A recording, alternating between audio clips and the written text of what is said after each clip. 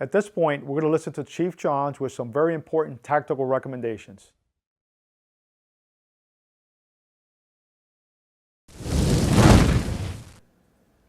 All right, now Freddie has reviewed the tactical dimensions, and what I'm going to do now is give you some recommendations on how to hit those dimensions. And this is the same things we need to keep in mind when we're out in the field. And I do this on a regular basis. I'm always thinking of how do I hit these specifics and make sure that I'm addressing the concerns of the call.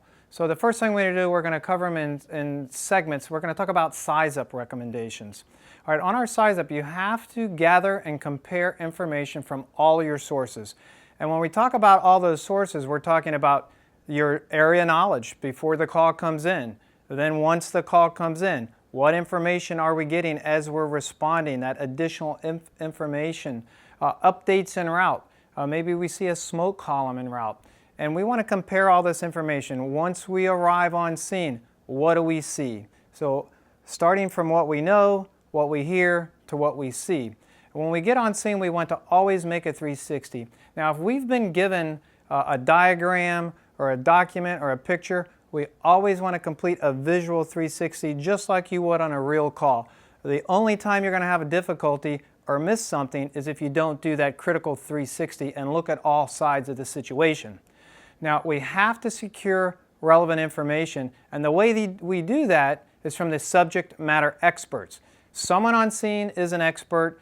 If the homeowner is not home, it could be a neighbor who would know something about the house. They might know a similar layout. If we're dealing with a residential house, maybe they can tell us where the interior stairwell is, where the exits are, what's the best way to get to someone who's trapped. If we're on a commercial building, as Freddie mentioned many times, who's the guy with the keys? We always are looking for a subject matter expert, and there's always one around that you can grab. We also want to make sure that we identify issues. So in this size-up, we're constantly evaluating and we're evolving as we go. So what are the issues? We always revert back to our incident priorities, which are life safety, number one. So anytime I hear a question or a thought provoked, what do I need to do? I'm basing it on my life safety. Okay, my incident priority of life safety, then incident stabilization, then property conservation. And if you're in a question-answer format, you always want to answer in that format, talking about life safety issues first, then incident stabilization, then property conservation, and then the evidence preservation and the economic and environmental impact. Now, we need to identify relationships. If we're seeing a situation in a fire scene where it's escalating or maybe de-escalating, or maybe there's someone, a small child on scene, if we see toys on an incident, it's an indicator that someone is in there. So that's the relationships we're looking for. Is there a car in the parking lot? Are the lights on? What time of day or night is it?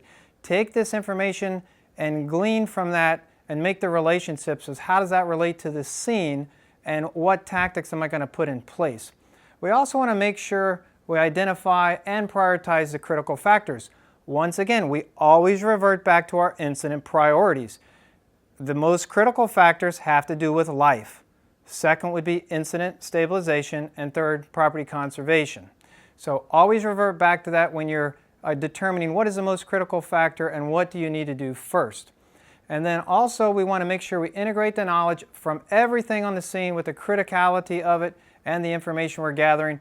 That could be updates from our crews that are giving us feedback, and we're always listening for those canned reports, which are conditions, actions, and the needs, and evaluating that with the time constraints. So all that stuff has to do with our size up.